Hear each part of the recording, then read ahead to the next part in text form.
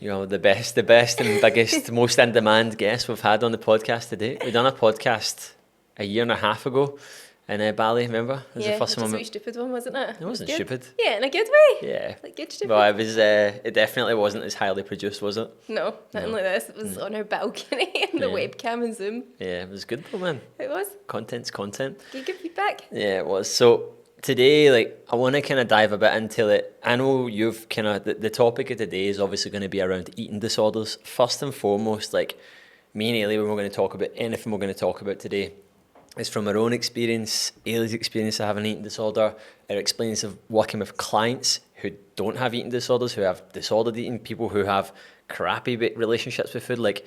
I think the biggest thing is there's just levels to this, and so many folk, when they just think about eating disorder, they just think about worst case scenario. You know what I mean? They just think about the most extreme end of the spectrum.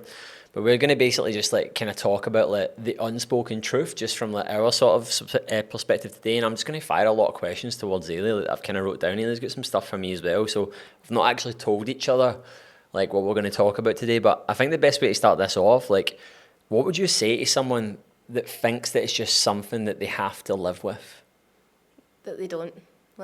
That's a choice. That's absolutely a choice. It's definitely not something that's easy to have. It's not easy to overcome, but you don't have to live with it. But you accepting it, or accepting that you have to live with it, is the thing that's always going to keep you stuck. And for a long time, I believed it was just something that I was going to have to live with, but I'd never really spoke up about it. I'd almost just accepted that was how I was. And one day I just had a thought where I was like, I wasn't always like this. When I was 5, when I was 10, when I was 12, I didn't struggle with food. It was never ever something that I felt the need to control. So if I was able to change at some point in my life, something happened and I changed, there was no reason why I couldn't change back.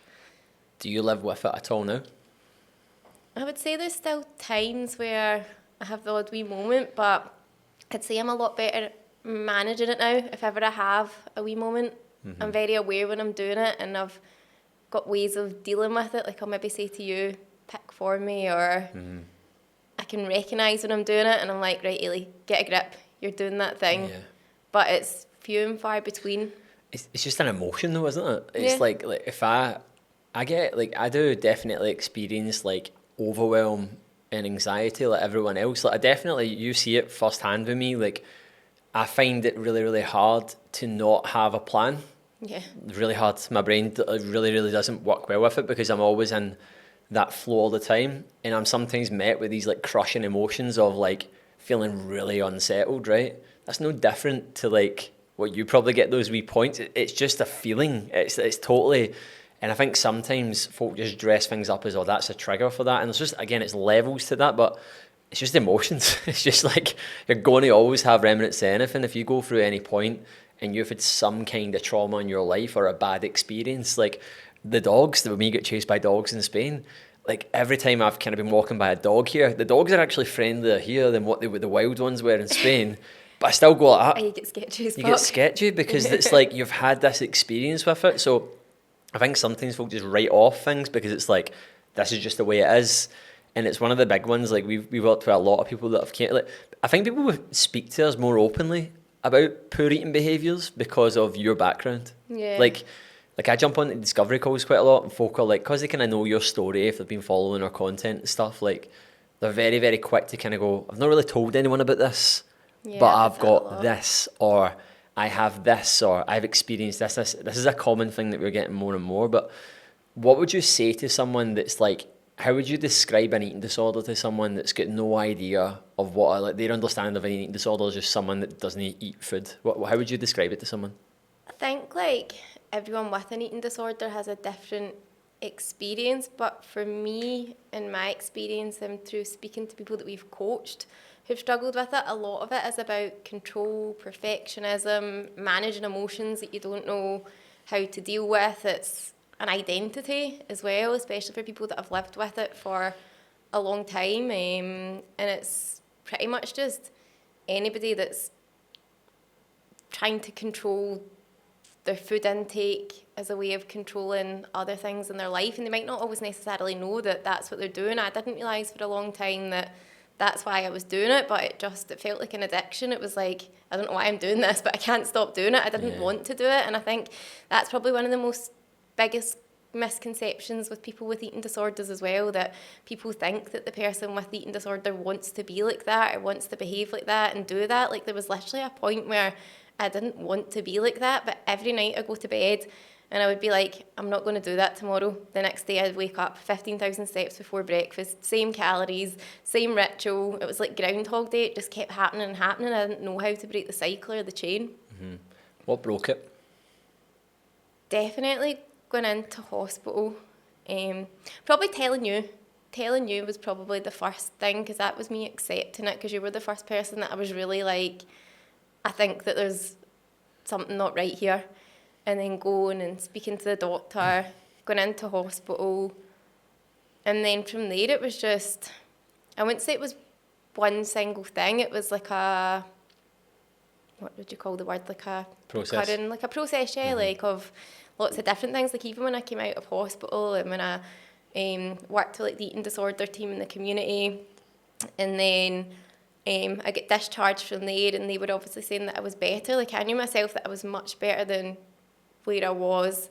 I was now a healthy weight, like I could go out and I could eat out, but there was still definitely a lot of behaviours that were still there that maybe weren't as apparent, but they were still there. And at that point, I had seen Laura Mullen, who's also a coach, who also had an eating disorder, and I reached out to get help from her because I just thought I need somebody else in my corner that gets this as well. Like, it wasn't that I was at a point then where I was like, this is really bad, but I was still at that kind of point where I was like, if I don't have that added layer of accountability or someone there to talk to regularly about this, then there is potentially a chance that it could spiral. And then from there, it was just, I think, a compounding effect of me working on myself, breaking limiting beliefs, like learning a lot more about nutrition, because I thought I had a really good understanding of nutrition. And I had like a very good awareness around about nutrition. Like I could eyeball anything and tell you the exact amount of calories. Yeah, like I very much understood calories and calorie manipulation. And I think this is where a lot of people struggle, even not with eating disorders, but when it comes to diet. And a lot of people understand calories, but they don't actually understand nutrition and fueling your body and nourishing your body and what your body actually needs. And I think the more that I started to learn about that and get really interested in it, and then actually getting into running, funnily enough, actually really helped me. So exercise was a big part of my eating disorder. Like if I wasn't manipulating my food, I was exercising, but I never ever ran throughout. Occasionally I came to your boot camp and stuff, but I never actually went out and like consistently tried to run. And when I get into running, and I think having watched you bonk quite a few times as well, I didn't want that to happen. And when I started realising that like my eating disorder was always a lot about control, that I could actually control how good my run was going to be through my fueling, that kind of like clicked something within me. And then from there, it was all just a kind of a process, I suppose, of... That's one of the things that we've obviously worked with a lot of people now that have had eating disorders, have had poor relationships with food. And I'm going to come on to this as well, because there's a big misconception with that. A lot of people with obesity, like people who have binge eating tendencies, is an eating disorder. That is disordered eating. That is a disordered behaviour where you're using that as a vice and you can't control that. Like you're getting to these points, but like you're having these sort of like purges and points. That's an eating disorder, man. And so many folk have that, but they just see it as like, oh, I'm just having a night where I'm getting some munchies, and then you're like, that's not normal. Like that is not normal. Like that is like, you're using that as a way to get instant gratification and comfort, but you've done it that much that the cycling's getting worse and worse and worse, and then you're wondering why, oh, I just need a meal plan. It's like, no, man, like you need to acknowledge the fact that you don't have a good relationship with food, and that's something you need to work on, and a lot of people are there. We see a lot of people with that, and I use you as an example quite a lot, and I use myself as an example because I used to be there. I had a really, really poor relationship with food, and it's something I have to really, really work on. And it's like, it's now for me, I look at like eating disorders, disordered eating is a spectrum. I don't look at it as like, oh, it's black and white. Like, to have an eating disorder, you need to be anorexic, doing 20,000 steps a day. And it's a way where like you're using that as an escape in some way, shape and form. For someone that's like, that had the sort of tendencies of yourself, really, it was like, it was manipulation through control. And what I've seen with a lot of people, and this is my belief, by the way, so like, if we have anyone that we've worked with that it's at the point where it's like, it's dangerous, like we're not going to say we're going to take full responsibility of this. We'll say, you need to go and speak to the NHS. You need to go through the correct means and process. And then once they do that, the sort of spin that I put on it is I'm like, you just need fucking more purpose in your life, man. Yeah. You need to start living your life by design. Like, you're at this point where you're like a little pawn going through life, following the story that I talk about. You're unhappy as fuck, unfulfilled. You're just going through life, going through the motions, going, is this it? And as a result of having no control in other areas, you're trying to manipulate everything else through your food. And that's what I see with a lot of folk. And I see this. I've just watched far too many people go from being unfulfilled, unhappy, just trodden through life, man. And they'll and it doesn't just end by introducing some things. It's a constant reiteration that you need to keep working on. But I genuinely believe that if you can give someone purpose, it's like the biggest cure for this. Like, obviously you need to teach them. It's a process, as you mentioned there. It's not one thing, but like you mentioned there, through running, like that was like a purpose. Like, it's actually like, fucking hell, the sky's the limit with this. Purpose as well for me. Exactly. So the sort of the thing that I think, and that's, it kind of brings me on to my next question, is that what do you feel is missing from, like, obviously if anyone's listening to this that isn't in the UK, whatever means of sort of medical profession route you go through, if it's private or whatever it's called, but in the UK, NHS, what do you feel like is missing from the sort of full process that you went through? So you got, if you explain to everyone what kind of happened to you, you got sectioned, you went to a mental health unit. Like, if you want to just take it. So I obviously went to see the doctor. So it was actually through lockdown as well, which made it a bit more complicated because I had to have my first couple of calls over the phone, and then by the time I actually seen the doctor, they'd asked me to weigh myself, and then by the time that I'd actually seen the doctor again, I'd lost more weight. And when the doctor seen me, which I wasn't expecting because I knew it was bad, but I probably hadn't really appreciated how bad it was, they were like, we're going to have to take you in to hospital, and when you start eating again, it's actually going to be really dangerous. You're at risk of something called refeeding syndrome, so we have to actually monitor you as we start to up your calories, or all your organs could start to fail. So I got taken into hospital. When I arrived in the mental health ward and they did my heart rate reading and everything, they'd actually realised that my organs were starting to fail, like without even them refeeding me. So I got rushed away to ICU, and I was in ICU for a couple of days, and then I moved to the heart ward. I can't remember what you call it, the liver. There was the liver, the gastro ward. Gastro. But I was attached up to the one that was monitoring my heart as well. I think I was in there for about a week, and then I got moved back to the mental health hospital, which in Ayrshire we don't have a specific eating disorder unit or hospital. So in Glasgow you've got like the Priory, which I think is specifically for people with eating disorders. I was in a mental health hospital with a lot of people that had a lot of like other severe mental health disorders, and actually going in there I was a bit like, wow, like that was a big wake up call. That was pretty mad. And pretty scary, but I think for me that was probably actually a good thing because I'm quite a competitive person as well, and I think if I had went into a place where I was surrounded with other people with eating disorders, it could have went one way or the other, because either I would have went in there and made the decision to be the best person in recovery or to be the best anorexic. I can't promise you what one that would have been, but I'm a person that likes to win. Like, I am very competitive. Well, you nearly won the anorexic game, man. You nearly died. Shouldn't laugh at that. I know, we shouldn't. I think that's the scary thing about eating disorders. Like, actually, just eating disorders as a spectrum, not just specifically anorexia, but I think anorexia is the most kind of like prevalent one. Is that the right word? Is actually the most dangerous mental health disorder. It kills more people in a year than any other mental health disorder. I think most people would assume it's maybe like depression, but with anorexia or any eating disorder, there's so many other health risks that can obviously take your life. Yeah. Like, my organs were failing, but with that as well, there's a lot of like other things like depression and things related to obviously malnourishment. Yeah, so many different things. So I think that's another thing. But back to the question that you asked me, what do I think is missing? Probably support for those people that are at that point where they're not clinically unwell or physically unwell, because it took for me to be actually visibly very unwell. And part of that had to come from me as well, because I had to be accepting of, right, something's not right here, which also makes it very, very hard, because a lot of people live with this for their whole lives and go undiagnosed. Like, do you live with me for how long before you actually knew? I knew something was wrong, but I didn't know something was wrong. That's Like, what I I mean. was like, and I didn't go to therapy specifically for that, but around that time I started going to therapy after you went into recovery and stuff, and like, I was just curious to learn more about myself, and we actually went down a bit of a rabbit hole on this, and they described it to me like an addiction. Yeah. So Yeah, it is an definitely. addiction, and I always use, like, so is everything, isn't it? Like, most folk are addicted to something. They're addicted to Phones. food, addicted to phones, addicted to, you're just trying to manage it, and it can go extreme for different people to different points. And it was like the guy that I was going to therapy with, is David, I think his name was like, he's like, yeah, so Eilidh's secret was her addiction, and she was manipulating you so it couldn't get found out. And it was like arguments all the time. It was like, but it was like, and I still say to this day, you're so dead set, even when you know you're wrong.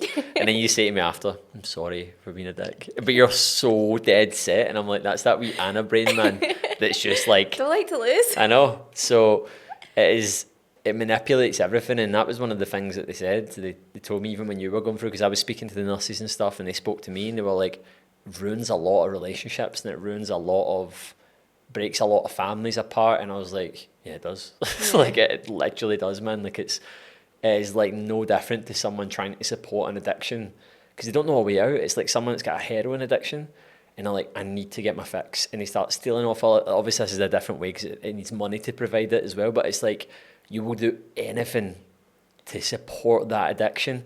And in your case, it was like, I will keep this a secret at all costs, even though people know it's there and they know it's happening.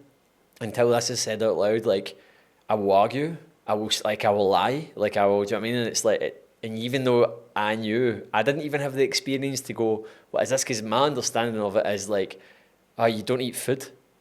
You just don't eat food. And I was like, that's such a misunderstanding. It's like the same way alcohol. When I had Stephen Curry in the podcast, everyone thinks alcoholic, worst case scenario, lying in the gutter, like drunk like Barney from Simpsons. Yeah. That's what everyone thinks.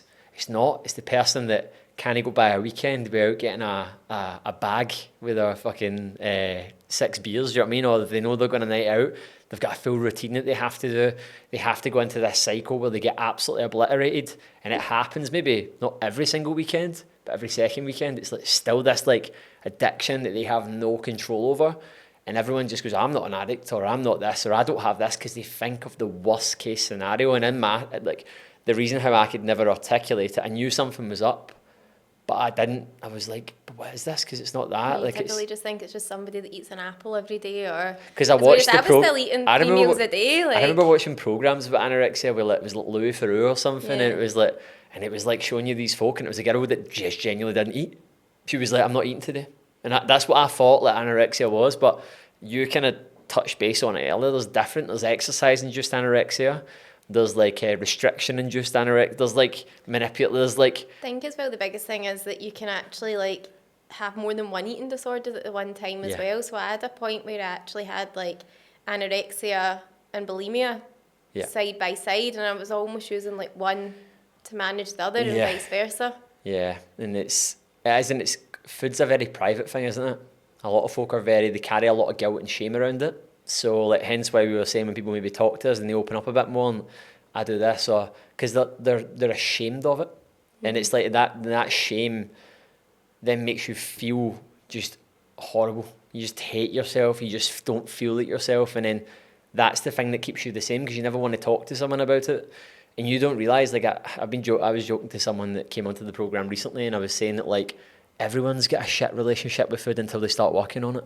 I was like, think about this is very relevant right now, Christmas dinner, right? So, don't know, like, if you were in the position that you're lucky enough to have a nice big family around you and stuff, I know some people don't have that privilege, they don't have that luck there, but like, let's say, for example, if you're watching this and you spent the 25th of December with your grandparents, your auntie, your uncle, your cousins, your brother and sister, your mum and your dad, think about that conversation at the table. Think about all the different people. You've got the enablers there. You've got the, go on then, it's Christmas. You've got the, I'll just have that. You've got all these like different traits and personalities, and then you've got a load of people around the table that are all different shapes and sizes that all have their own difficulties with like a relationship with food. And I describe it like like a pyramid, right? And basically, like at the bottom of the pyramid, the most important part is the relationship. You've then got the health, you've then got the performance, you've then got the body composition. So that's like the manipulation of the calories, the intake, the cycling, all that stuff. It's the tip, right? But folk look at it the wrong way around and think that's the most important part. Oh, I know nutrition. It's like what? Because you understand how to weigh your fucking rice and track your macros. Like that isn't just nutrition. Like the fundamental base of it is the relationship with food. Yeah. And being brutally honest, most folk have a shit relationship with food. They label things, they tarnish things, they speak about it in like a childlike manneristic way where it's like good, bad, right, wrong, dirty, clean, and you're like, listen to this language, listen to how you like articulate yourself around food. No wonder you struggle with it. It's not just about fucking tracking macros and fucking using MyFitnessPal. It's one of the biggest one that fries my brain. What do you need to do? I think I just need to track. You just need to, it's like, you need to acknowledge that you've been brought up with these shitty behaviours that are going to take a long time. And the fact that you're not actually even acknowledging these is the reason why you're going to stay the same. And that you're trying to oversimplify this really complex thing and you're trying to complicate the simple shit. Yeah. Like 7 days of consistency. You're making this like really simple thing solid. But then the thing that's actually really, really fucking complex, the relationship, you're not even acknowledging it. You know what I mean? And that's why folk, and that's what keeps so many folk the same when it comes to their body, is that the relationship, they're not acknowledging that it needs to be worked on, or they're not acknowledging the areas that it's actually poor, it's not great. And there's just levels to this. Like this is the spectrum that I'm talking about. Like I'll use examples to our clients when I'm talking to them. Maybe I'm on a one-to-one call or I'm chatting to someone and they're sitting talking away and I'm like, I'll use you as an example. You're like tier 1. See, when you were hospitalised, that's like the most extreme example. But then I'll start to pull certain wee traits and things and they're like, I do that. Mm-hmm. Or I do that. And I'm not putting words in anyone's mouth. I'm just like getting them to acknowledge that, yeah, this is like, it's a relationship. And it doesn't, you don't just get your plan, your strategy, and that's you sorted. It's something that you need to give yourself to it. You need to like surrender to like, this needs to be something that I work on all the time. Yeah, so funny you say that, because I remember when I went into hospital, and when I first went in, I was that ill that they were like to me, we just need to nourish you before you get any sort of psychiatric help, any sort of therapy, because your brain literally can't function enough right now for it to be beneficial for us to do any of that. And I just kept being like, so they were feeding me and they kept saying like, you'll see the dietitian whenever, and I just kept thinking, when I seen the dietitian and she gave me this meal plan, that was going to be it. That was going to be me better. And they gave me this pure basic meal plan, and we didn't really like even like talk that much about like nutrition and things. Like it was basic, like they kind of went over like your brain needs 500 calories to function, and a lot of that like that I still actually use in our coaching today, but it wasn't really what I thought it was going to be. And the meal plan was like soup and a sandwich for lunch, like toast or cereal for breakfast. Wasn't it? Yeah, like it was so simple. It was basically just getting me to eat a bit more carbohydrates with most of my meals and making my meals a bit bigger than what they already are. There was nothing mind-blowing or different to it, and I don't know what I was expecting, but I kept thinking that was going to be the thing that was going to make me better, and I was clutching onto this idea that until I seen and spoke to the dietitian and I had my meal plan, I wasn't going to get better. And when I had that would be me. And we see that a lot now with clients, obviously not coming in with can't wait to get started. Yeah. And I'm like, you are started. I just want my plan, and it's like, you that's are not going to be the thing. Yeah. It's you working on yourself, your mindset, the way that you talk to yourself, all of that stuff that's going to be the thing that changes it. These are just nuances. These are just things. These are tools that are going to help and strategize it. Like, you have to step into this like process, and like you have to like almost accept that this is a new way of life. And folk just don't. They don't get that. They're just like, right, what do I need to do? Hey, wait, like I can't wait to get started. I'm like, you're in it. Stop thinking that you're not in it right now, because that's the reason why. Like you're in this right now. Like for me, like the new year is always the time. Like we're on the 30th of December right now. It's obviously going to be 2025. Like I love the whole new year, new me philosophy, because I use it as a line in the sand. Like Eilidh's seen me over the last few years. Like take this time to like plan, set intentions.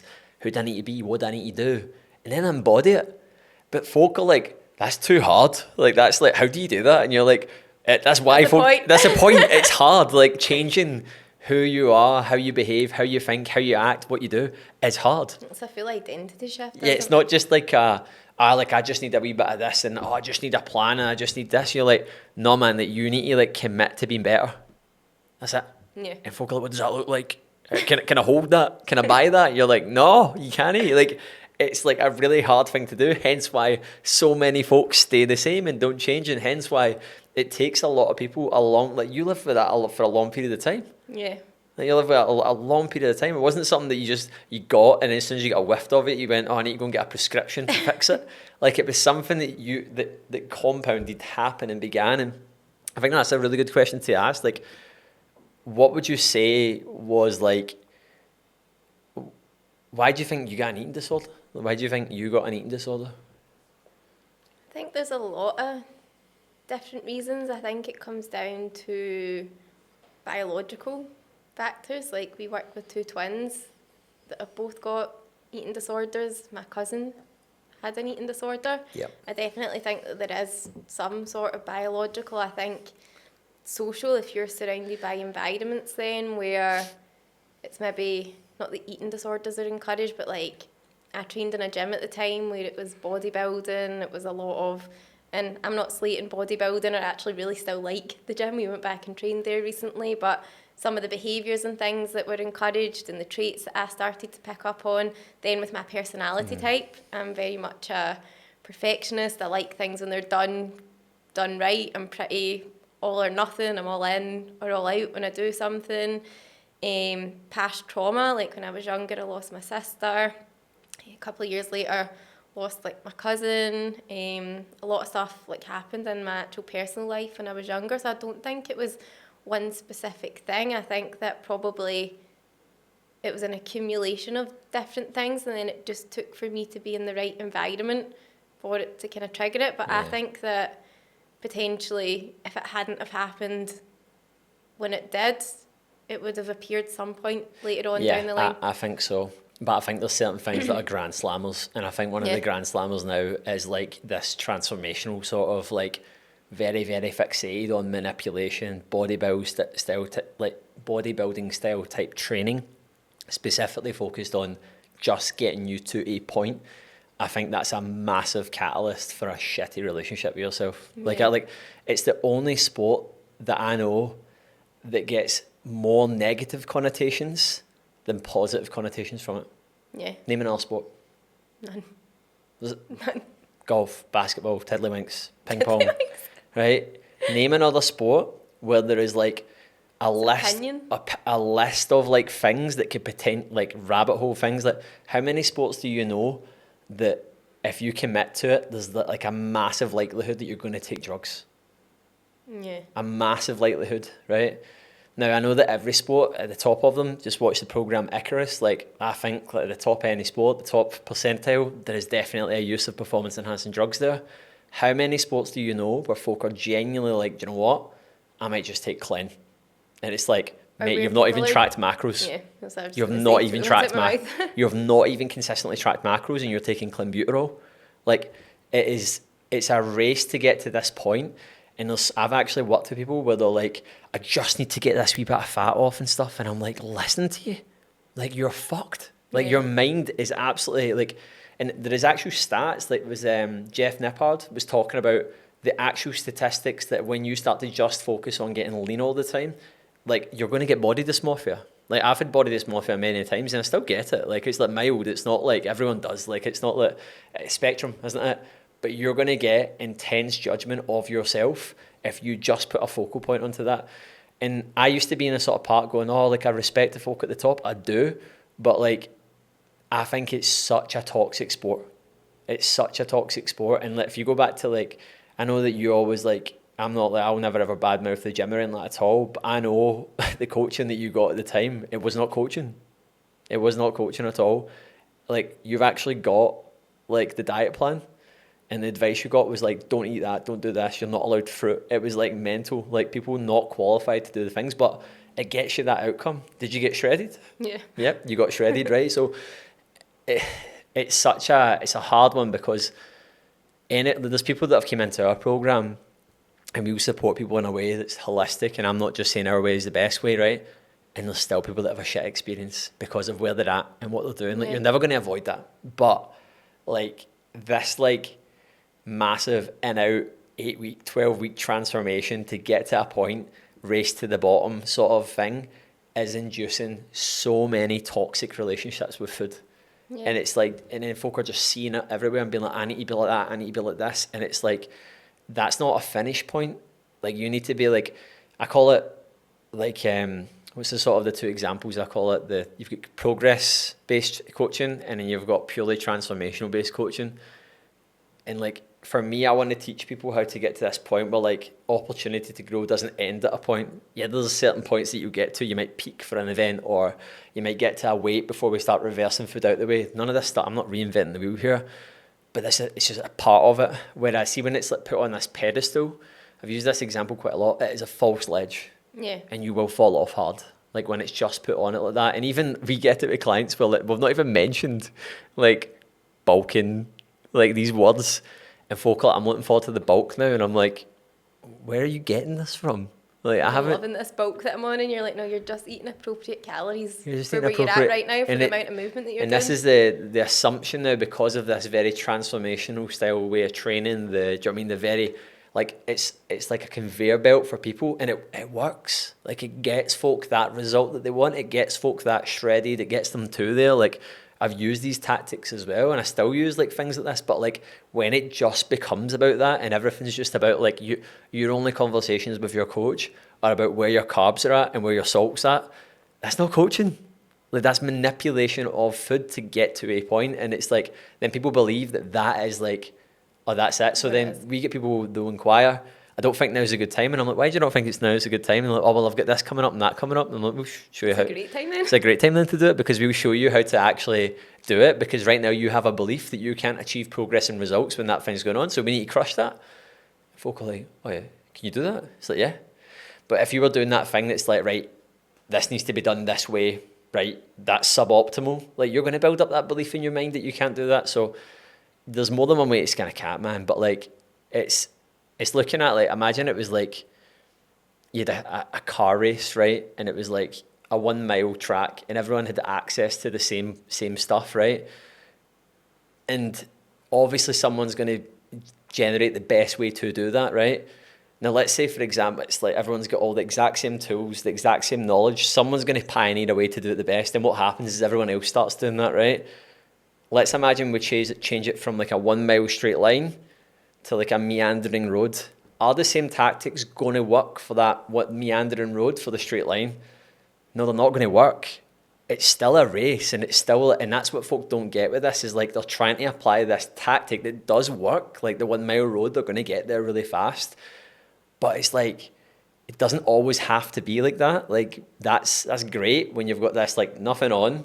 You're trying to get as shredded as you can. You're trying to get to this point. Does it work? 100% it works. Will it get you that result? And I think like the argument for that is, though, does it work if you can't sustain it off the back end of it? Yeah, but that, like, it works for the promise. The promise is, I will get you to here. I will get you absolutely shredded. I will get you to look the best shape you've ever done. Yeah, cool. But it's like, but what's the trade-off? And it's like, yeah, man, you're probably going to have a little bit of a warped relationship with food at the end of it. You're probably going to feel like you always have to do that to get to that point. You're probably going to feel low self-worth because you get to that point and have no idea how to maintain it. That's the trade-off. Are you cool with that? It's like, yeah. And it's like, oh, would you rather do it a wee bit longer, commit to it, like step into a full process, learn how to navigate all the things that you actually struggle with, you don't know how to manage? And in ways, I think that's probably harder, doing it the longer way. And it's well harder as well, yeah. I think to just cut things out and to go cold turkey, I think is definitely much, much easier than to actually do it the hard way, but it makes it so much easier in the future in the long run. Yeah, it's like someone saying, I want to literally give up alcohol, and it's like they just don't go to anything. They literally just stop going out. They do that thing with like quiet life. Mm-hmm. Gonna go sober for a bit, and then you're like, what have you done the last like 3 months? Nothing. I've done absolutely nothing. Whereas the person that's actually going to be more successful and learn more lessons in the long term is the person that does the stint of sobriety, but still goes to the wedding, still goes the night out with the friends, still goes in the holiday, because they're actually, it's going to be harder for them. They're going to be met with more challenges, and they're going to feel these strange feelings that they're going to be met with that they've never been met with before. But actually, who's going to have more lessons and have more knowledge and awareness at the end of that? Yeah. It's the perfect example, isn't it? I think it's harder. To take it back to eating disorders, that's where it's really, really hard with an eating disorder, because you have to eat every day to live, so you can't just cut it out like the person that struggles with alcohol and build the relationship up that way. You have to eat every day to live. So whether it's somebody that's on the side of anorexia, or somebody that's on the side where they're struggling with binge eating, or just their relationship with food in general, it's something that you have to do. Yeah, you can't. It's something that you're faced with every single day, and that's why it's hard for folk to come out of like having an eating disorder, because it's like you're trying to re-engineer the way that someone lives their entire life. And the funny thing is, that's what you're doing with every client, but folk don't really understand. They don't really acknowledge the sort of intensity, or like the sort of the vastness of what they're trying to do, and they're trying to make it about just training. And it's like, no man, this is like deeper. You need to like look at the way that you're conducting yourself in every part of your life. Like one of the questions I'll say to our clients at this time of year is like, what are you going to do differently this time of year that you might usually do that's going to be different? Sometimes folk are looking at you like, what do you mean? Like, what are you asking me here? And then other folk will be like, oh, well, do you know what? I'm actually going to go to that thing. I'm not going to take the piss with alcohol, or I'm actually going to wake up on Christmas morning and not fucking eat 5 selection boxes. Or like, I'm not going to just do what all my friends do and behave in a certain way around food. I'm not going to justify things. And it's like, it's interesting when you hear that, because folk are beginning to acknowledge what change actually is.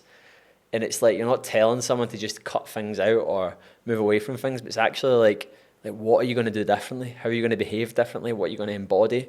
And that's what a lot of folk don't. Change is hard. And when you just try and make it about things, but again, it's that sort of drag race example that I used earlier. It's like, because people are so caught up in the things now, they think they just need things. I just need a meal plan. I just need this. I just need that. It's like, nah, you don't, man. Like, have you seen you? I pull out the Lewis card. You don't just need that. You need more than that.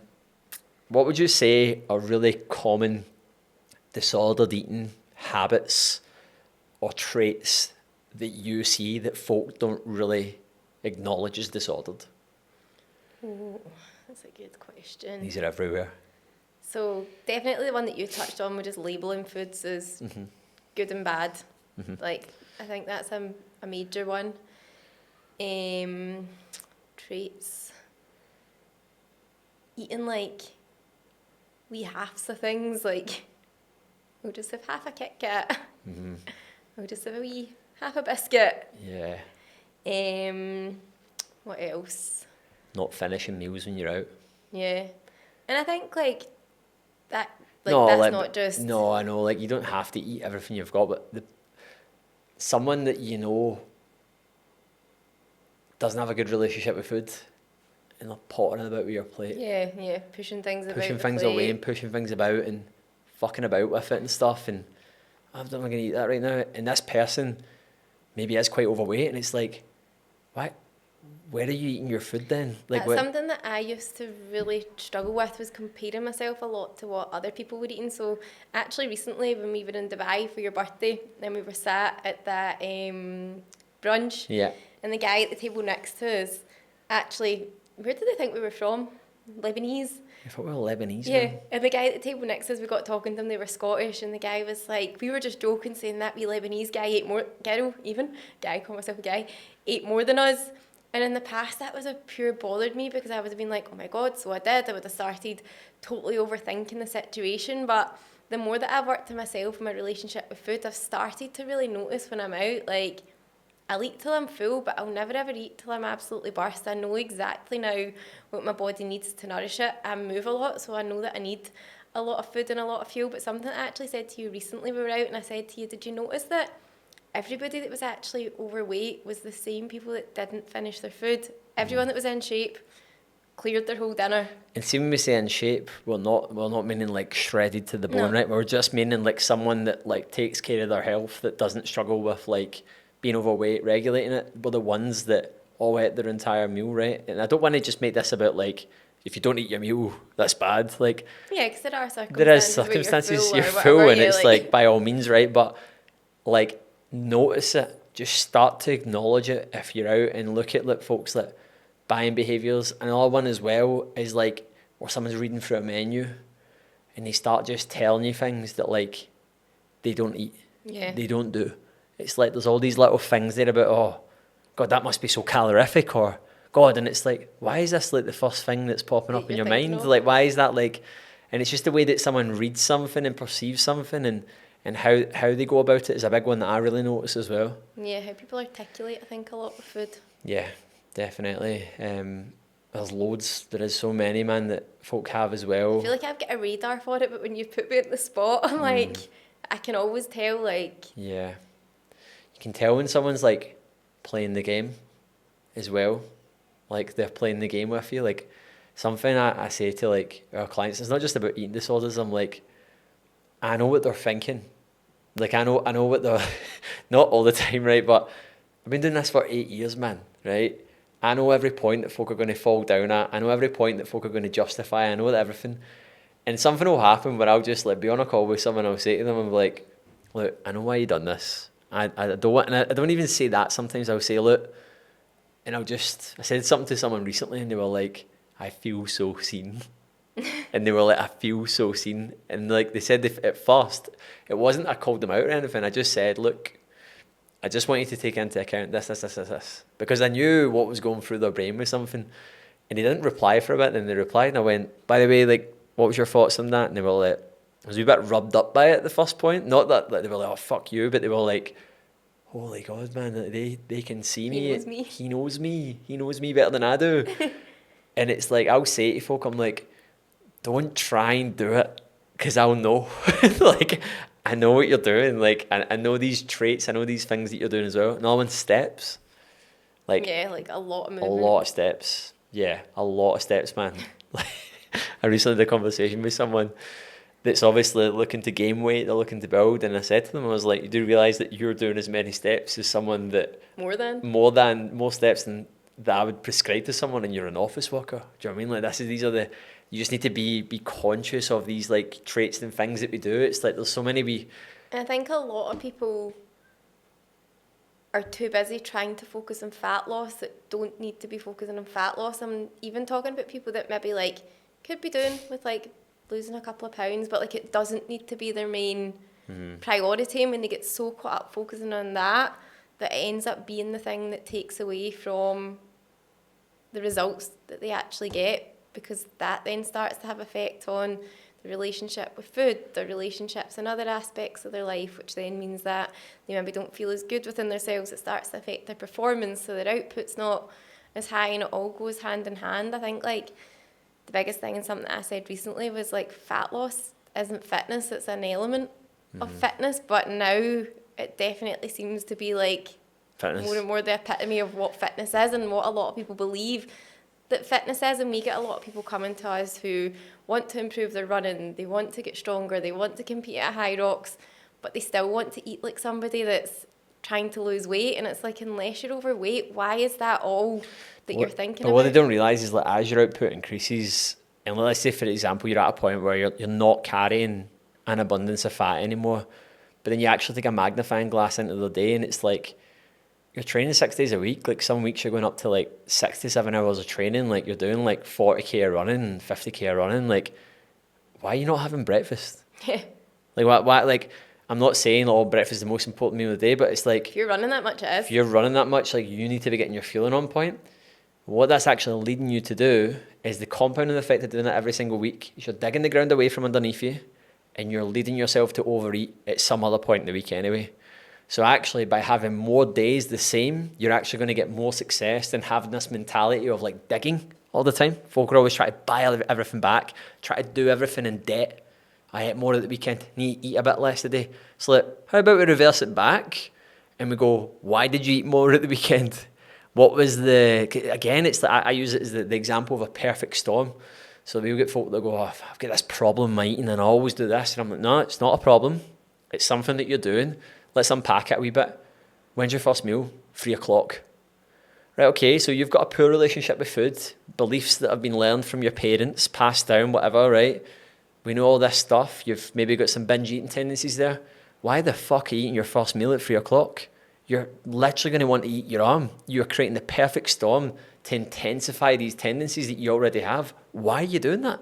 Yeah, but then like you start to build this belief, because I used to do that, and I used to save most of my food for later on in the day, because I was like, I am so hungry at night, and what I didn't understand, You're and so what I hungry. didn't get at the time was that I was so hungry at night because I was doing all this movement during the day. I was eating fuck all, and that's why come night I was starving. It's like driving your car about all day with no petrol, and then wondering why when you get into the garage at night that it's absolutely fucked, kangarooing itself. I know. And it's the exact same thing that you're doing to your body. People that always say they don't eat breakfast, they're usually folk that are overweight.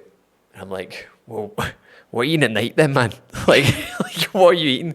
And it's like... But then at the same time as well, if you're eating that much at night, you're not going to be hungry. That's what I mean, yeah. When you wake up yeah. in the morning, it's actually a really good sign that your Really- hormones are yeah, healthy yeah. if you're hungry when you wake up. Yeah, really good sign of really good metabolism is that you wake up in the morning, you've actually got a really good appetite for some breakfast. You're maybe not ravenous, but like sometimes I wake up and I'm ravenous. I'm always ravenous. I was ravenous. I'm on a permo ravenous. We went out for lunch just before we got here, and we were sitting waiting. I couldn't even It's taking speak. ages. Couldn't even We're speak. just like, And I was just like that. Ran 10.5 miles there and had a bowl of granola, man. Didn't have another meal till 2 o'clock. Here's me ripping folks doing it. I've done it myself. First world problems, man, when you go out for food. It's not there like that. But yeah, like there is these things that you have, but then you need to look at like genetics load the gun, lifestyle pulls the trigger. Like, yeah, you have these like beliefs and things that have happened, but the way that you're living your life and the choices you're making, the decisions that you are doing, intensifying it. you're intensifying it. You're making that thing that you struggle with a hell of a lot harder, man. So how about we put this in place, put that in place, and it's actually going to give you a lot more anchor points and a lot more control. And I think that's the biggest thing, that if we've had anyone that's came in and they've maybe had the correct help, support, like, because that's the bit, like going back to that point, I said, what do you think's missing? The bit I think personally is missing, this is my opinion from the NHS or whatever process someone's went through, is that it's like, right, we need to get this person maybe in hospital, we need to get this person, like, get them nourished, get them on life support, like, depending on how serious it is, right, cool, that's like, step one is like, brakes on, Yep. let's implement some processes here, but as you said, there's nothing really changing up there. But what happens there, you need to remember, master manipulator, you're like, well, once I just gain a wee bit of weight, I can go back to doing what I was doing. You're not changing anything. And then step two is you maybe start going to like therapy, or you start going to get support from the dietitian. And again, it's like, it's all this, like, it's the stuff like the what do you call it? You're getting all the information. You've maybe implemented a few bits and bobs. It's helped. It's made you sort of acknowledge some things. But then it's like step three. It's like, off you go now. I think the bit as well is that, like, unless you're somebody that is really ready to, and willing to change and work hard, it was like, I was very lucky that at the start my appointments were twice a week. But like, if you're going maybe like, and that, again, this goes for somebody that's going to therapy or something, it doesn't necessarily have to be somebody that's going through eating disorder recovery, but like, it's a full week before you see or speak to anyone again. Yeah. So if you've not got anybody following you up, you've not actually implemented anything, you're going to get to a week later, Nothing's going to change. nothing's changed. Same thing keeps happening, you keep having the same conversations, and again, that can happen even if you've got the support there, if you're not really willing to change. But I think having some form of support where you've got somebody there talking to you more regularly. Mm-hmm. 'Cause That's a the lot bit of I it's think just we. talking. That's the bit I think we gap. The Yeah. bridge, the bit that we gap is that we then give you the tools, the tactics, the things that you're going to do, the support, the direction, and it's like, and it doesn't work. And it's funny, you've had a few folk message you that like, because like we don't just work with folk like this. Like this is it's definitely became more apparent that we've helped a lot more people with it. I could name literally like probably like 10 folk off the top of my head, like just that we've worked with over the last like year. And it's not what we do, we just do, but we've definitely, because we're not specialists in it, we don't claim to be, but we've got good experience in it now, and like because of your story, it's definitely attracted some people. But what's some of the messages you've got that you know folk are playing the game with you? Oh, when people are like, I just need your help, like, and then I send them a message back, like, you have to do this, you have to want to change, like, Ghosted. me and Christian will give you the tools, we'll give you the support, but you need to do it, nothing back. Yep. So like you get these people, and we've had it with a few folk comment on things, replying to things, and it's like, I don't want to say it's a cry for help, but it's almost like I'm going to say this thing because if I actually do this, it makes me feel better that I've actually tried to do something. You've not tried to do anything. You've sent a message or wrote a comment. Yeah. You've not tried to do anything. People do this as well when it comes to even just inquiring. Like, they've maybe seen like a transformation. They've maybe seen me talk about something and they're a wee hype guy girl that's in a good mood and it's a Wednesday and they're like, I've been to the gym 3 times, and then they go like that. Send a message and then they go like, can I work with you? I'll be like, how much is this? And I send this like message back and it's just like, Bye. it's because they get that wee like, it's almost like they get a wee hard on to like make some change, and then they're like, then them sending you that message is like them getting like a wee that's what it's like, innit? And then it's like, right, then run. I think like what you were going to say there to kind of like what you were going to go on to say, or what I assume that you're going to say is the support off the back end of it. Is that what you were going to say? Yeah, missing? Because I definitely think that that's probably the hardest bit in any journey of change, not just in a journey of change from an eating disorder. Is like back to what you were talking about, the hype guy, but definitely at the start of any journey, you're excited, you're buzzing, like you're a lot more motivated to make the change. There's a lot of like mirrors and sparkly stuff, and as weird as I think that it definitely gets harder as you get deeper into it. For anyone that's trying to make any sort of change. It's cause at the beginning it's the honeymoon phase, isn't it? Yeah. You're like, ooh, shiny. And then like that starts to go down and then you hit your first like sort of low and you're like, what am I doing here? What's happening here? Like, how did I, like, oh my God, I made a terrible decision. What am I doing? And you question everything. And we get that with so many folk in different shapes, ways and forms. And you get someone that comes in and like, I know who's going to do it. I'll say to you, I'll go like that. Just need to keep an eye on them because I know what they're going to do. Coming. And then like, you don't hear from them in 5 days and they've read your message and they even spoke to you and you're like, what's going on? And then you speak to them like, oh, like, you don't know what's happened, man. And this is, and I'm like, you do realise that this is like what we're here to help we're here to help you with. It's like you need to double down hard now. This bit that you think, and I call it the three inevitables. So there's three inevitables that's going to happen in every single journey. Is inevitable number one is what goes up must come down. Everything that goes up has to come down. Everything that goes down has to go up. If you don't allow it, it will bring you down. And if you don't allow it to go back up, it will keep you down. That's it. That is inevitable in every single journey. Inevitable number two is something crap is going to happen to you. Even when all your priorities and intentions are in the exact right spot and you're buzzing about it and you're doing all the right things, something crap's going to happen to you. Something may happen with a family member. You might get ill. You might break something. I don't know, go through a breakup or whatever. But then inevitable number three, and this is the one that so many folk do realise, is when those two things happen to you, when you get the high and the low, and then the bad thing happens, usually coincide, is you're going to think you're different. Yeah. You're going to think that your reason, the thing that's happened is like, no, you don't get it. Like, this has happened to me. It's like, this is the three inevitables. They're going to happen. Like, they're going to happen, but then folk are just like, no, but I'm different. Mine's just different. And you're like, nah, man, like, these are going to happen. They're always going to happen. And it's why I put it in a video. And then when it happens, I go, do you remember the video that like you watched when you came in? Like, this is it happening right now. And folk are like, no, like, you don't get it. Like, it's not, like, it's different. Like, this has happened. Like, so-and-so had this and this happened. And oh my God, like, my fucking world's ending. It's like, this is why you are where you are. It's why you can't change. Because you're so reactive.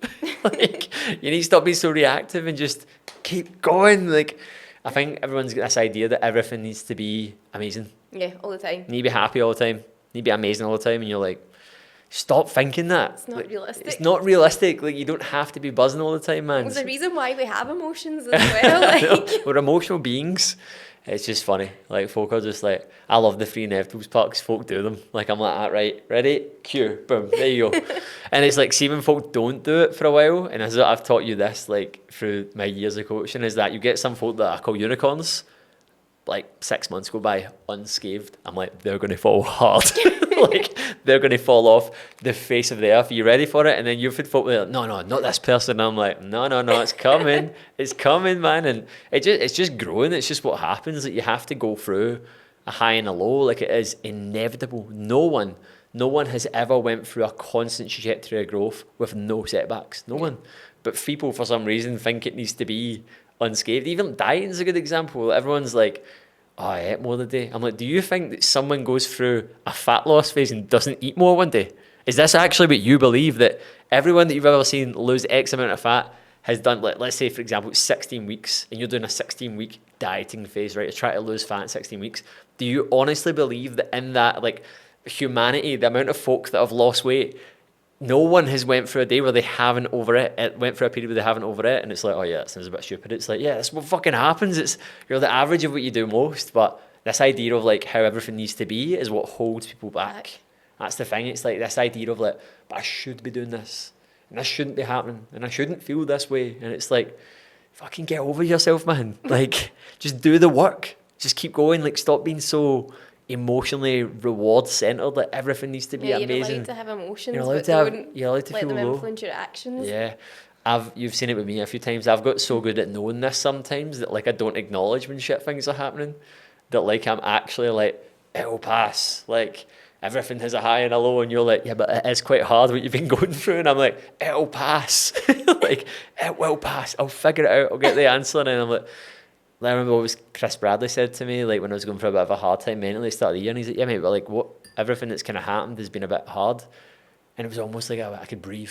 Like I was like, oh yeah, it has been, hasn't it? It's been quite shit. I suppose that's like back to what I was talking about when I was saying about like just speaking about your problems more.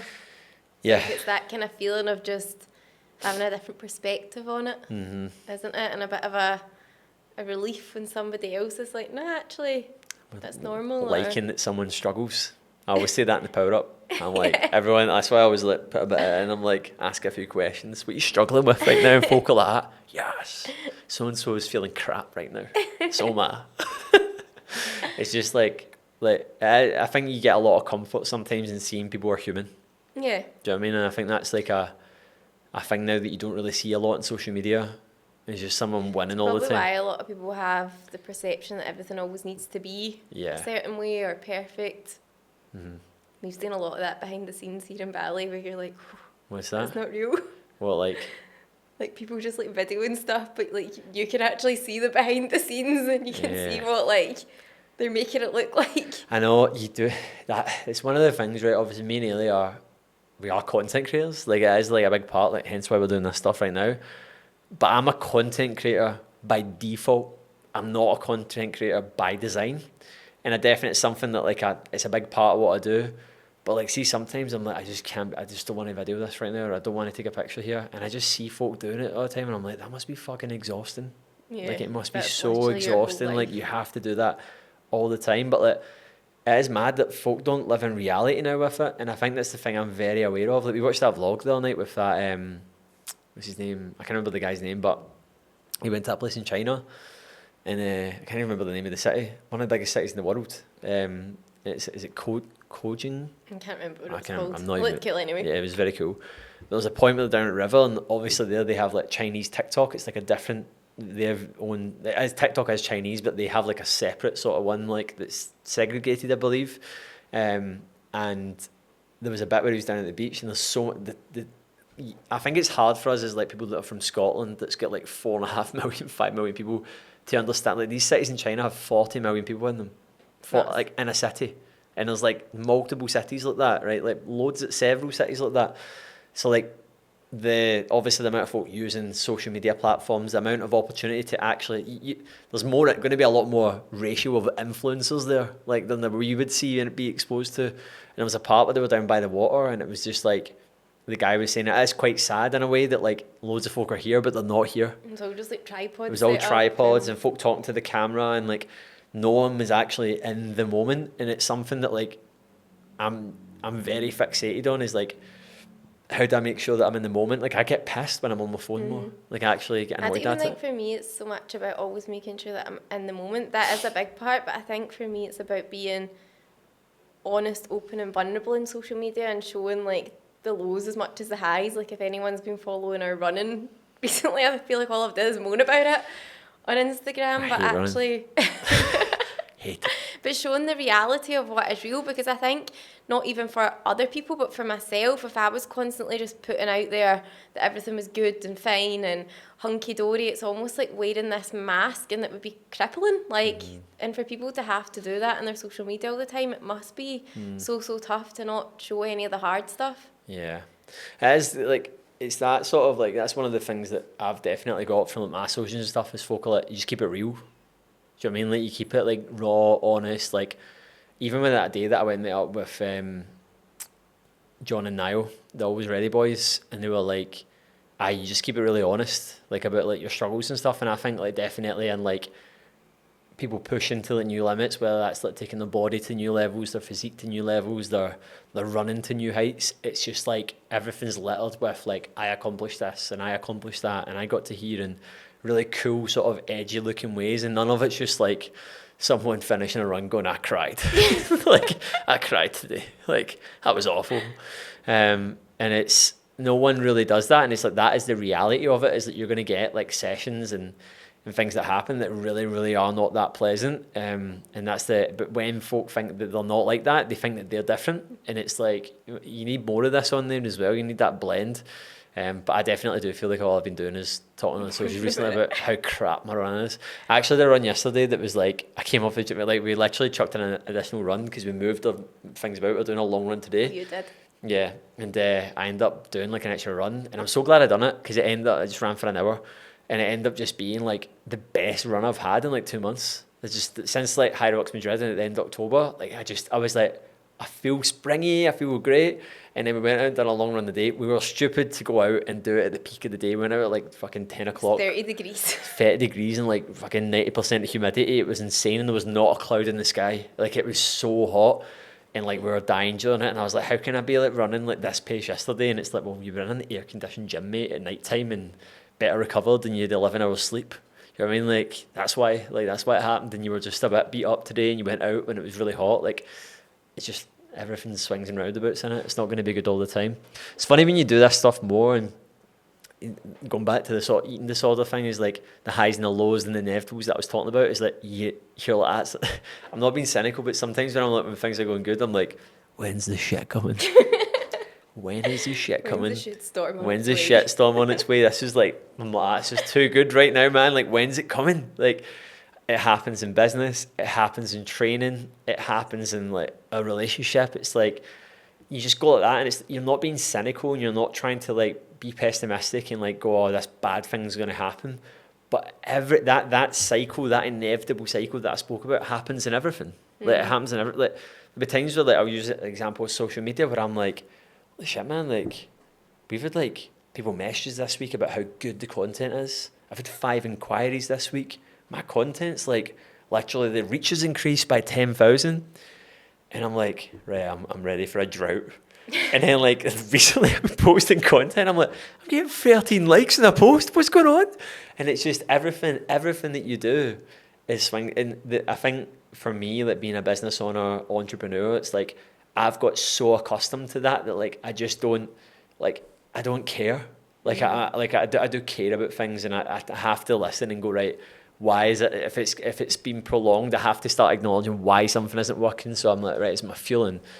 What's my content like? Is it like, what's the thing that's like that I actually need to change here? But like, I've almost become a bit numb to it sometimes, that I'm just like reps, just keep showing up. Like, even with running, like, I'm thinking, how many runs have we missed since being away?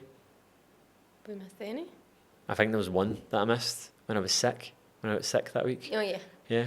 And then there was today and that one in Dubai. They were both 15 minutes shorter. That's it. Haven't missed.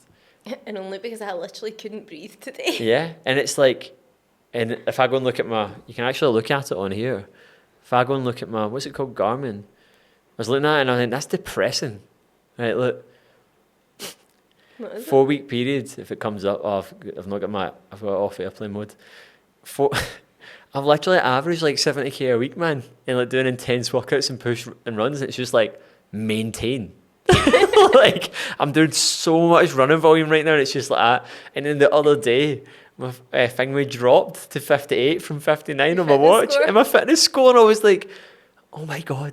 But I know it'll pass, and I know like I'm getting wind now, and it's progressing. It's just like, I think sometimes as well, it's easy to get really caught up in the data, and if you look at that, it starts to reinforce the beliefs that you already had, and then that makes you start acting in a way that isn't beneficial for making progress, and you get in your head a lot, and sometimes you just have to pie off the data and just head down, keep going. Well, I was listening to a really good podcast yesterday, and it was it was on Diary of a CEO. It was with I can't remember the guy's name. It was awesome. But it was talking about the ideology So they were talking about the sort of woke movement, this idea that I'm awake like to life and these folk are bad and this and that, right?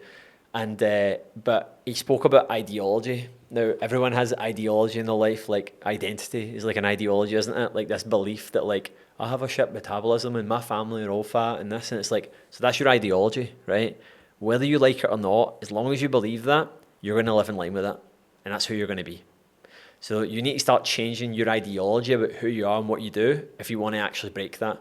An example that he used, and I thought it was so powerful, is like the dangerous thing about ideology, and it's a really good podcast. It's one of the most recent ones. So if you're watching this in the 30th, it's been uploaded around then, but I can't remember the guy's name. And he was like, the danger of ideology is that if you follow an ideology, what begins to happen is that you start to actually dismiss the truth. So let's say, for example, you've got a political view. You're like, I'm a Tory, diehard Tory. And let's say, I don't know what anything about it, right? But let's say they've got 10 things, that like an agenda of 10 things, and you're like, right, love that one, love that one, love that one, hate that one, love that one, love that one, hate that one, hate that one, love it, hate it. So you're like, right, okay, so I've got 6 and 4 things that I love. I'm going to support that party. Do you know what begin to happen after a period of time surrounding yourself with those people and being in that environment? You'd be like, oh, I love all 10 of them. Yeah. So the ideology, the danger of what happens with the ideology is you actually start to compromise the things that you actually value and the things that you actually believe, because you are essentially becoming like, this is how I see life, this is what I do. So you look for problems. You start to support things that you don't actually even agree with. And they use this example called the scar experiment, what I thought was mad. And they basically got this like, they basically told the people, look, we're doing this test for those makeup artists, and it was like, right, we're going to put some like really, really sort of like mad scars in your face and stuff, right? And what we believe for this experiment is that people with facial disfigurements get treated differently.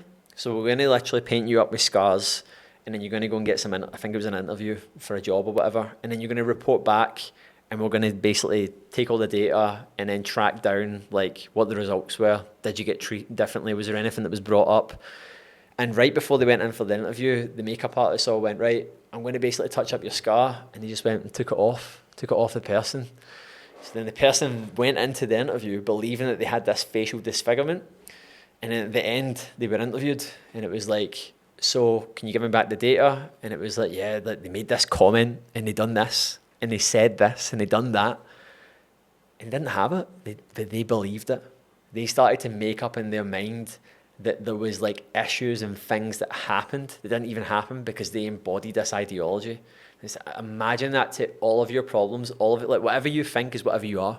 Yeah. And if you're not trying to change the way that your beliefs are, if you're not trying to break that, that's why we do the 5 commitments inside the first 30 days in the program, because you're trying to break beliefs. Folk are like looking at it sometimes like, is that it? And you're like, can you do it? And they're like, aye. And then week 1, have you done it? Oh, like, aye, like, this happened, and then I like kinda, aye, and then like, I've been trying, and it's like, have you done it? No. Okay, do it. Second week, you done it yet? Oh, like that, and it's like, fucking do it. Like, do it, and I promise you, like, you start to change the way that you like, because we've set these things in place for a reason, and folk just don't see value in trying to break certain habits and behaviors. And when you start doing that, you start seeing things differently. And it's so simple. It's like there's been so many different points, different spaces, different environments that you go to, but the ideology that you embody about yourself is is who you will become. Mm-hmm. And that's what so many folk don't realize, is that like you need to take action and do things differently to how you are right now to see yourself differently. And then once you start actually building up that momentum and that belief, that thing that you thought you would never change, all of a sudden you're having conversations like think about some clients recently that we've been having conversations with, and I just put the brakes on the conversation. I'm like, take a moment to appreciate that you've just told me that you're going to do this, and when we started working together, you couldn't even do this. Do you know what I mean? And they're like, fuck, so I did. And you're like, yeah. And that's what building beliefs a hard thing to do, but like you need to challenge the ideology that you have about yourself if you actually want to change who you are. And that's it. And that goes back to that first point we're talking about. It's a very hard thing to do.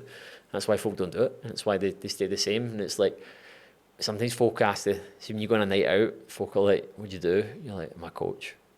And then they go, so. They start just talking to you about. Weight. I'm this much weight, and I used to be here, and how did I do this, and what did I do here? And you're like, I just answer it now. I'm like, go and download my fitness pal. Go and do this, go and do that. I don't tell folk that I'm a coach anymore. I say I What do run you a say? fitness company called Ready for Anything. That's what I say. And folk go like, ah, Oh, what's that? they go, I don't know. They just go, that's cool. And I'm like, that is cool. But yeah, I think, have you got any questions for me at all? So back to kind of like more like along the lines of like the eating disorder topics. I know that's what we were framing the podcast This is all about that. around. I was just going to ask you, like, obviously, like, for having lived with me with it for years, kind of knowing but not knowing, what kind of advice would you have for anybody that suspects that maybe their partner or a family member or a friend has a problem or is struggling? I think it's a bit of a, it's not a cynical answer, but they have to want to change. I've mentioned it already, like, it's an addiction, man. If someone's at a point where they're maybe struggling with whatever that is, eating disorder, they're maybe in a bit of denial about it, the sad reality is there's nothing that you can say that's going to change it till they want to change it. That's it. Yeah, Like I would totally agree with that. there's nothing that you can say or do unless they want to do it. And people need to go through hurt. You need to trip up, man. You do sadly need to go to places of pure hurt. And then you can get some points that maybe, it's probably not going to come from a loved one. It's probably going to come from something that you don't expect that challenges you. It's going to be like when you're told that you can't do something because of the thing that's actually your problem. Left that one. Yeah, So- for me, I was told that I couldn't exercise, and Yeah. it's funny because although mine was very much around about exercise, I'd exercised my whole life. Like, I was on every club at school and the sports teams. Like, I played hockey for North Ayrshire, I did Highland dancing. Like, it'd been a big part of my life. Like, we had a very outdoorsy growing up. We used to go hill walking every weekend. So then to be told that I was in a wheelchair and I couldn't walk, I was a bit like, fuck, man. I think you need to go to the rock bottom, man, to get the, I don't know, maybe like it's something that you can't do or something that you're not allowed to do or something that like that happens, and then it's just like a big stark reminder that, like, I think for me, man, like I always remember when I've spoke about this a lot, when I was like 22 and I was kind of going in this path of like partying a lot and like, and I saw a bad cycle of like drinking, recreational drugs, like stuff like that, and I never seen it as like a problem, but I always remember like being in Ibiza and like being really, really like just, it was like a mad bender, and like I thought I had a heart attack, man, and I remember just being like, what am I doing?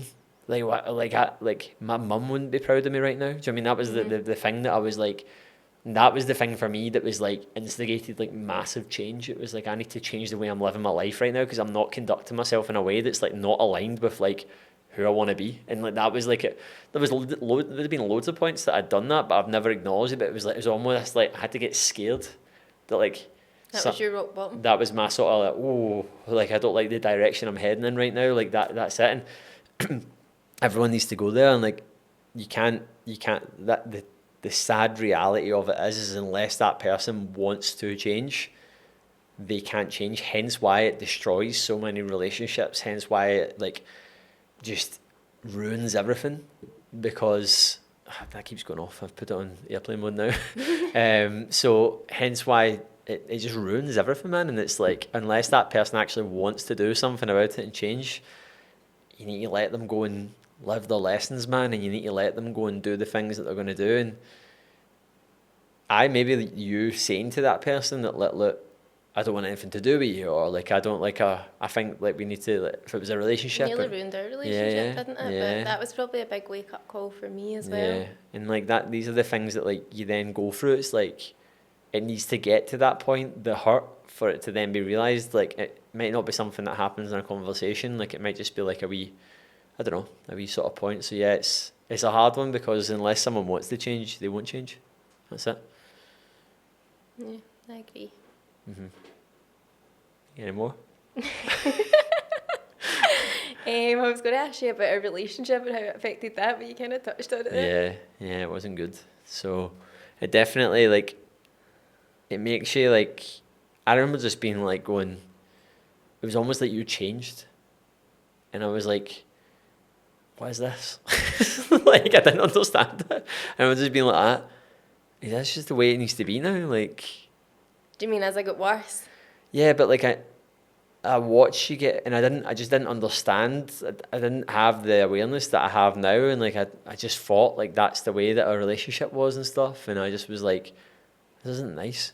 You know what I mean? Mm-hmm. And it's, I think that's the hardest thing is when you don't understand something, it makes a really challenging situation a lot worse, and that's what I hope this podcast brings to folk is that this is like deep, serious stuff, man. It's like it doesn't.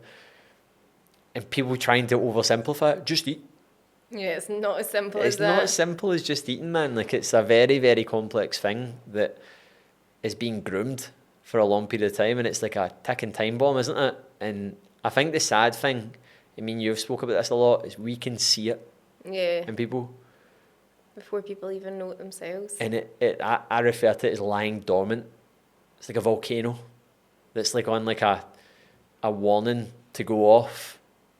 And you kind of know that, but you live with it, and it just controls you and consumes you, and like because you fade into the sort of blind lines of like society's sort of ideology of like how you should be, or they go out at the weekend, or they go on a holiday, or they go out for dinner, tick tick tick. You know what I mean? It's like in that, but then you don't actually see behind that person's what's happening in their head, and like everything's being calculated, everything's being controlled. There's this big massive rule book going on that's like you need to do this and you need to, and you broke that, so you need to go and counter this with that and this and this, and it's just these like mad rules that have been made up. But the key thing is they've been made up. You can change it. You can change them, and it's hard. It's a very hard. It's not just a case of going change. Like, but if you don't try, you won't change, and if you try, you will change. And I think that's what so many folk put off is because their idea of how it should be. That it's the shoulds, isn't it? Like, this should be like this. And I've touched base on it already. It shouldn't be like this, and it shouldn't be like that. And then like folk just stop. I mean, something that I always remind myself of, and it was actually something from Chris Williamson. It's like the point that you want to literally put the till in and quit. Remind yourself that that's when everyone else quits. So if you keep going, you're going to be ahead of everyone else. And I always think that, and I apply it to everything that I do.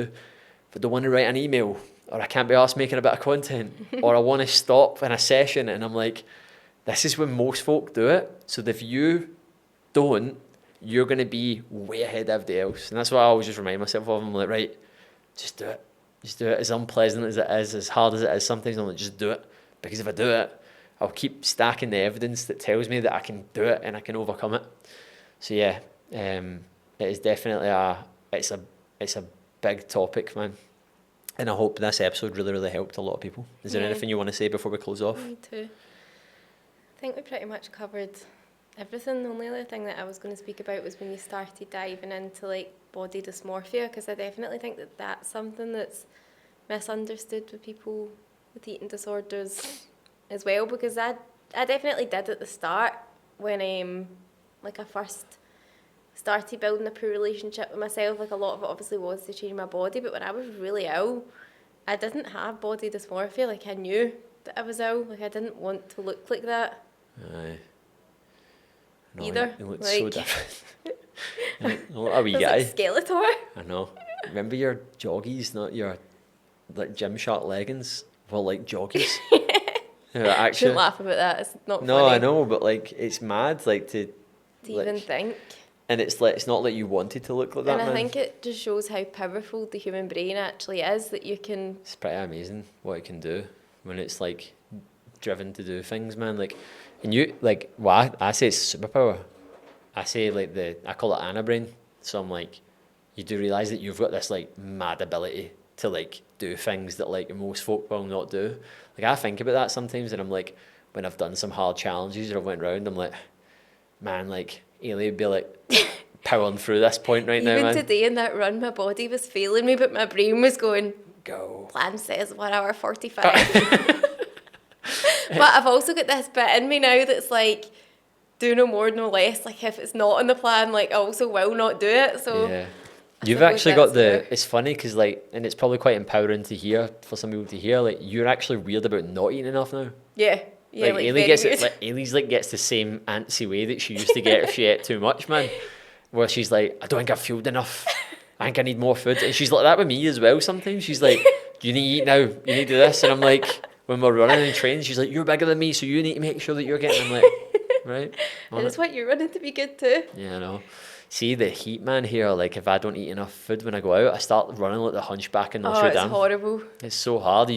I definitely think I'm, is it insulin sensitive? Resistant? Sensitive? Sensitive, yeah, I think, always yeah, get them so I'm mixed up. insulin sensitive, so I go through carbs quicker. So, in You the also heat, have a lot of muscle. yeah. But yeah, I think that's probably a good way to round it off. Yeah. What I would love to hear, guys, is your thoughts in the comments. This is a pretty meaty topic. Was it beneficial? What did you take away from it? Have you got any questions that you maybe want to ask? Like, ask away. I will reply in the comments. I might even do a bit of content on it. Eilidh might do the exact same as well. But if you're watching this on YouTube or you're watching it, listening to it on Spotify, and you haven't subscribed, you haven't rated it, go and do it right now. Like, we are producing a hell of a lot of content right now. I'm churning it out, and it's just the one thing that I would really, really love to ask for if you could do that. Also, on the 9th of January 2025, we're launching something pretty special, so keep your eyes peeled for that. If you aren't on my newsletter, head to the link in my Instagram bio and go and get on the newsletter as well. I want you in my world. I want you in the flywheel, getting you involved in it so you know everything that we're doing. So yeah, guys, I hope you enjoyed the episode. I hope you took a lot away from it. And yeah, thanks so much for a great episode, Eilidh. It was great. Thank you. Thanks for having me. Awesome. Over and out.